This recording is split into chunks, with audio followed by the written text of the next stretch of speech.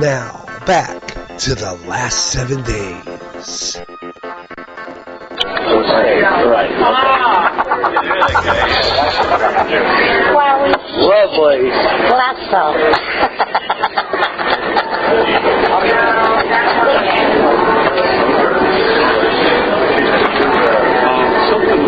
Jim, you better get closer here. You're not going to hear all this stuff. You don't want to hear some of this. Oh, okay. She can go right there. That's nice. Do that. Don't move. Yeah, do that. Yeah. Hi, Mercedes. How you doing? Hi. How's the carefree life coming? Oh. Where are you going? Why don't you sit next to it? They sit there. Me here, better. He said I won't be able to hear him. Oh. Here's your phone. All right. I don't hear him all the way. Nice to meet you. I'm Candy. Right. Candy? Okay. Actually, even the same intensity is going to go. Let's try it. Yeah. Okay, we just got done talking about solar flares. This is from spaceweather.com. Says that the increase of solar flares increases the chances of heart attacks and heart attack deaths. And because the magnetic field is increasing, there's actually a 13% increase of solar flare activity hitting the Earth, and that not all states are created equal when you get a solar flare. And one thing I didn't mention yet is that solar flares affect the poles the most. They affect the poles the most. So the states in the United States that are more affected by solar flares are the ones that are further north, for starters. But the ground also has effects. Also, when the solar flares hit the ground, how well do they conduct in the ground? And it has to do with water and iron ore.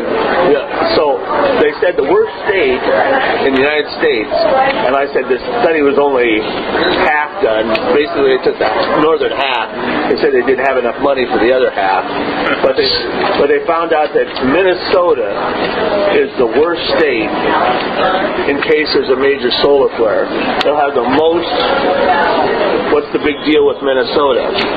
Well, because it has a lot of transmission lines through it, electrical transmission lines, but also because the way the ground is, it's the worst state to be in a solar flare.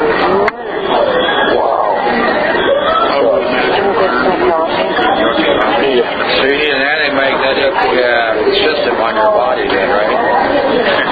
Yeah. I've talked to boys about that when we're going out to Cedar Rapids this week, so we'll talk about it and develop something for us. I like the idea of buying my cousin's lead mine. Cousin has a lead mine. Yeah, it's actually covered over now. My aunt and uncle had it. They've had it for a long time. It's part of my grandfather's farm. Lead. Former diplomat warns that LGBT ideology is inherently totalitarian. Yes. I have a hard time with words today. That's a tough word anyway. Totalitarian. Anyhow, that guy was speaking at the Hillsdale College Constitutional Day, and he said that I think LGBT ideology is implicitly totalitarian. Implicitly, it is going to destroy freedoms implicitly. There was a Todd Huizenga, a U.S. diplomat for 20 years, now serves as international outreach at the Acton Institute, and recently published a book called The New Totalitarian Temptation, Global Governance and the Crisis of Democracy in Europe. Wow. He argued that any ideology that denies obvious empirical facts has to quash dissent in order to maintain its political influence. So the idea of it is that it's a fact that marriage is between husband and wife, and in order to squash that, in order to be a political viable organization or ideology, you have to exert pressure because the facts are against you. So he just, I know it's kind of interesting. Oh yeah. Yeah. Well, remember holoportation. Holoportation for $3,000 each. You could be anywhere in the world, and for $3,000, you can transport your image to that person, and they can actually interact with that image. We're talking about how in real time also. Make Skype look like you're talking in cans, okay? And a string, okay? Holoportation, we showed it on a video. The person appears, and you could high-five them, you could talk to them in real time.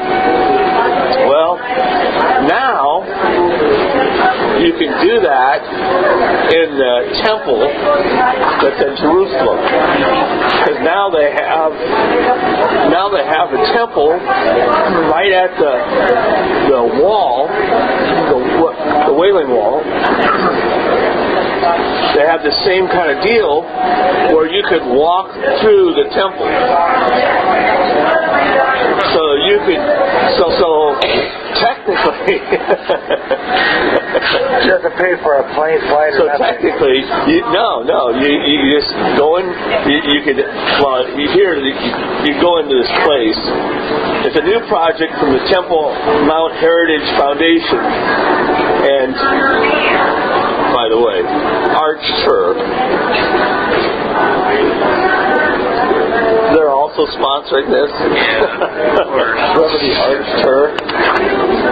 You know, like the Vale Arch that's appearing in New York. Yeah, I saw that.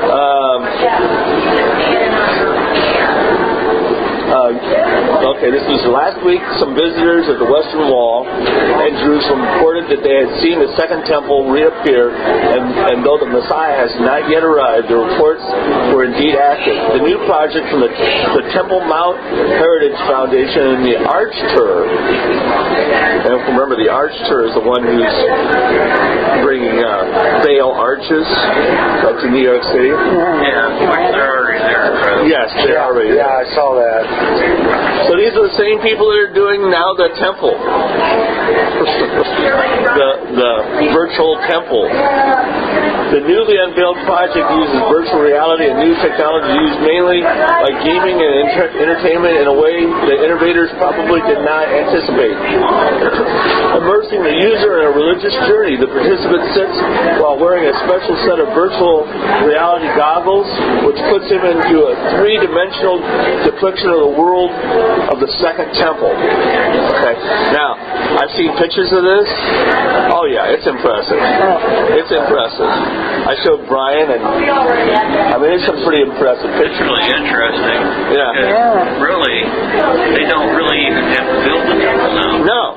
You could have a virtual temple, and then the Antichrist, remember I told you that it says that the Antichrist gives him the power to speak, the image to speak. Well, the word image there, the first definition of the word is preach. Wow. The first definition is preach.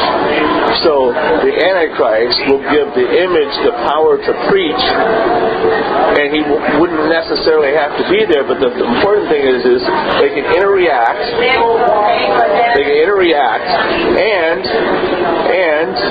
they can shrink the size or enlarge the size to where you could actually have the image, a huge image of the Antichrist in the temple. So you can have it all virtual. Sounds like the Wizard of Oz. And everybody could be a member. Doesn't it? Yeah, And everybody, watch the man behind the curtain. and everybody could be a member. And everybody could be, and all you gotta do is buy the glasses. So you don't have to make the airport journey. Mr. Rogers' neighborhood is not lovely. And then I'm going to do this one first.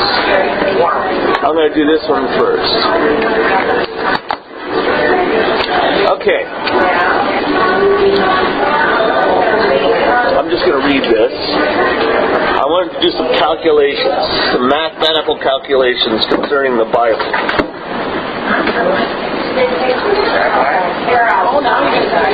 I took the third seal that involves famines. Okay? Great place to talk about famines in McDonald's here. But anyhow, Revelation chapter 6. Verses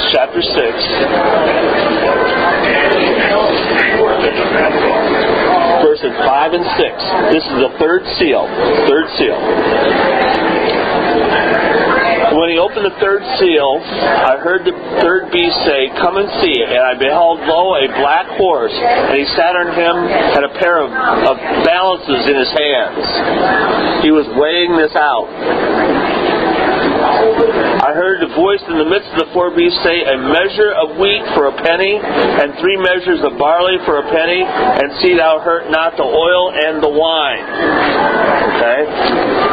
So what I attempted to do, and that's a work in progress, what I attempted to do is using Revelation chapter 6 to see what biblical famine would look like in the last days. Using those figures. Okay? So I used Venezuela as an example, a modern day example. Okay? Here's the first thing that struck me, and so I decided to do some research.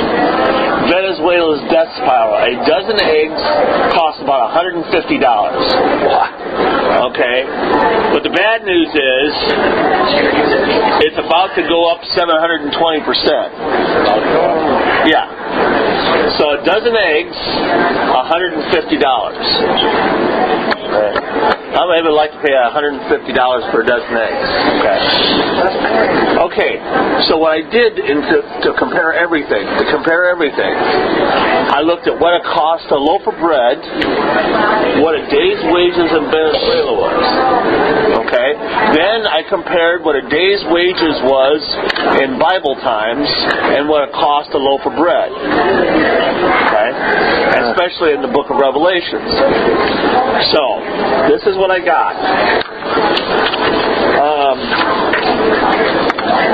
Starting with, first of all, a day's wages. Okay, now, the analogy is not exactly accurate. I'm still, we're working on it. But we're comparing a loaf of bread to a measure of wheat. Okay? And a measure in Bible times would be an equivalent of a quart of wheat.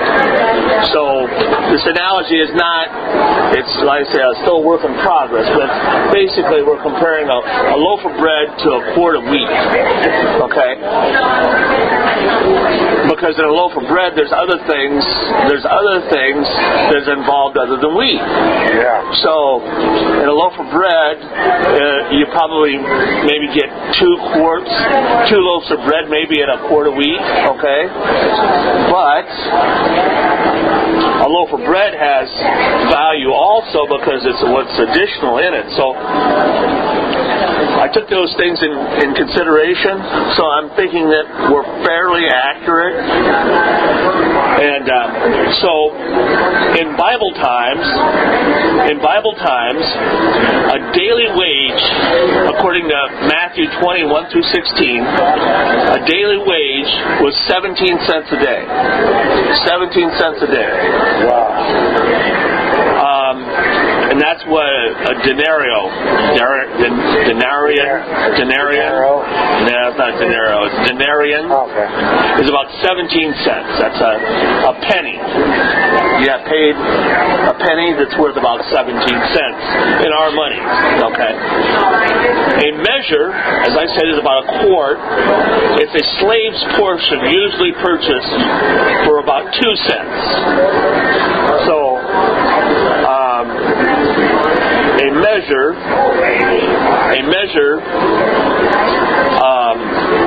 was a slave's portion of food, usually purchased by 2 cents. So it would be 2 days. 2 days, and you got a quart of food. One could usually buy 8 measures of wheat for a day's wages, which was 17 cents. Okay, well, so you could buy about, in a day's wages, you could buy about 8 measures of wheat. It would be about 16 cents, but close. So food was about 8 times higher than normal. So the idea of it is in using the analogy of a measure in Revelations, food was about 8 times higher than normal. And it doesn't say how fast that food went up, but it would be about 8 times, and I'm assuming that it happened relatively fast. Immediately, then it went up 8 times the normal price of food. In Venezuela, the average wage is about $20 a month. That figures out to be 66 cents a day. So, in 2016, in September, in Venezuela, a loaf of white bread, I couldn't find one for wheat bread, but for white bread, the going price was 89 cents. So, in Venezuela, you had to work a little over 1 day for probably a loaf of bread. Jeez. And, however, comparing the price of bread in the United States in 1975, and this is in 1975. This is 40 years ago. 40 years ago,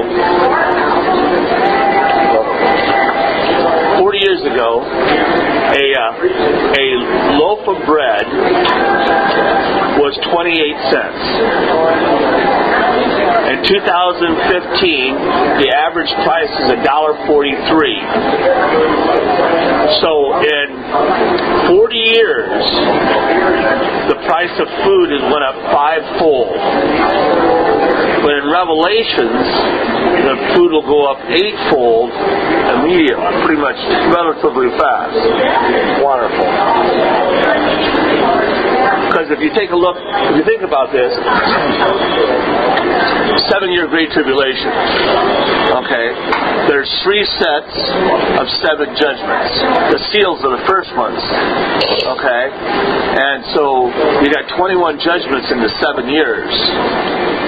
So the food will go up 8-fold,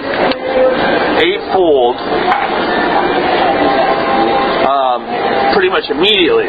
So if we had a Revelations type, if we had a scenario of famine, like the book of Revelations, bread would be $10 a loaf. Wow.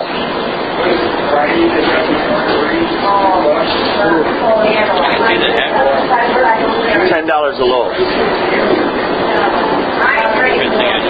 8 times. Well, actually, let me change that back. Probably $12 a loaf. It's 8 times $1.43, so it'd probably be about $12 a loaf. In order to have, 12 cents a loaf. yeah, 75 it was 28 cents. Yeah. That was the average price. So in the last 40 years, food has went up fivefold. Bread has went up fivefold in 40 years. But in a biblical famine, it would go up pretty fast, eightfold. And at current prices, it would be probably about $12, maybe a little over $12. $12 for a loaf of bread. Wow. And with all things being equal, which wouldn't happen, but that gives you an idea of what has happened in Venezuela. Well, the first thing that happened is the dogs and cats disappeared. The dogs and cats disappeared. Then the zoo animals disappeared. Wonderful. And of course, then then the next thing that happens is an insatiable desire for meat. So that gets us to the 2016 Melchizedek Festival. A wonderful little get-together.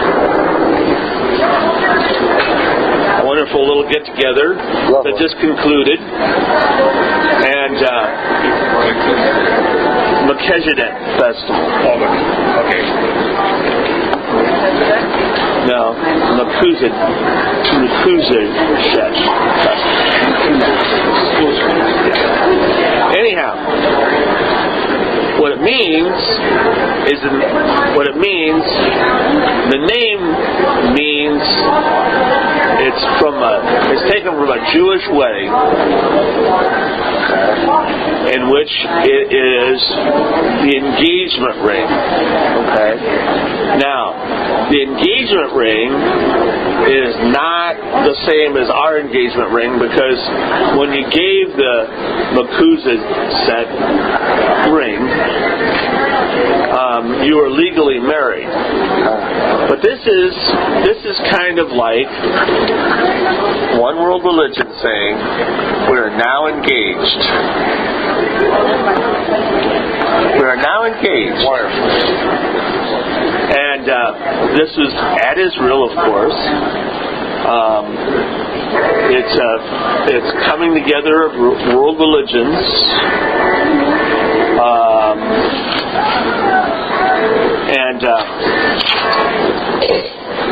It was from the 1st to the 20th. It was the 1st to the 23rd. Of course, September 11th was in that. But anyhow, it was a spiritual gathering. It was dubbed Amen, the House of Prayer for All Believers. They actually had a place, but it was basically the coming together of all world religions. And of course, this is huge for the temple, because this is what it's promoting even right now. That's going to be for all religions. The Melchizedek song, which was just recently wrote in 2009, that's sang now in Jewish weddings, is a prayer, kind of. Or maybe it's kind of an acknowledgement that now God is opening up the skies. Oh boy. Oh yeah. The skies in heaven above are open today for us. That's one of the lines in the song. I am sacred with this ring, and I swear I love you, and I know that you are mine forever. Okay? Now, this is a pledge of religions coming together for God to bless it, for the skies to open up, and for God to come down. Did anybody catch my drift during this? Yeah.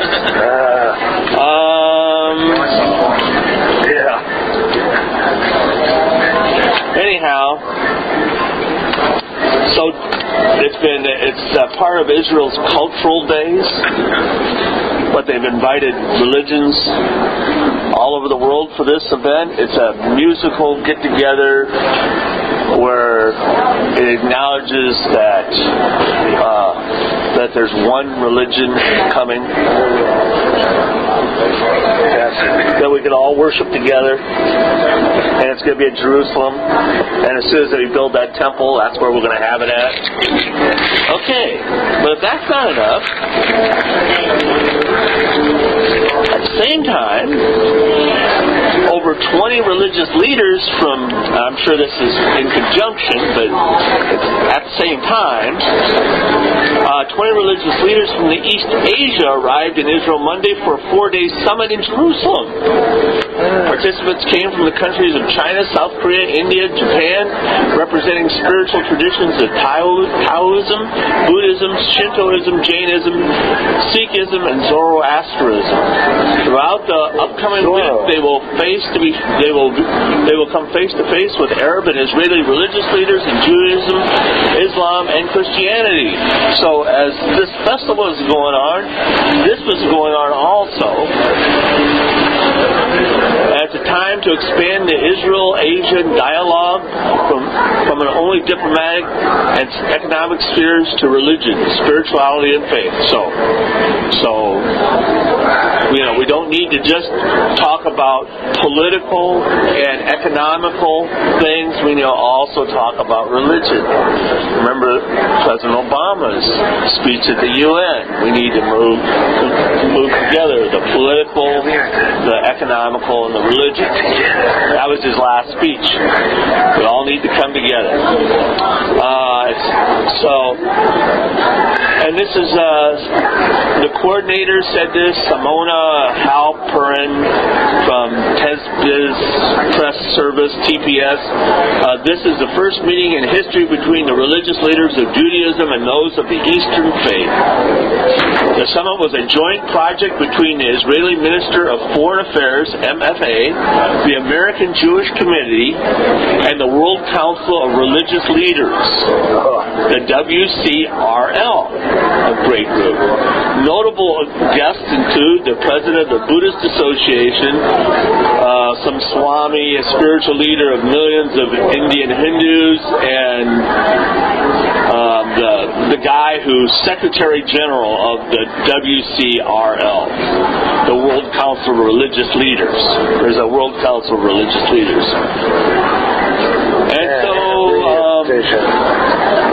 And so they had a 4-day summit on the role of religion and peacemaking.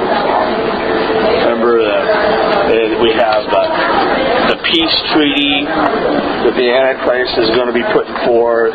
We have the one world religion that he's going to be a part of until he declares himself to be God, and then he will be the religion that's worshipped. But it makes it easy when you merge all the religions of the world together to then have a one world religious leader.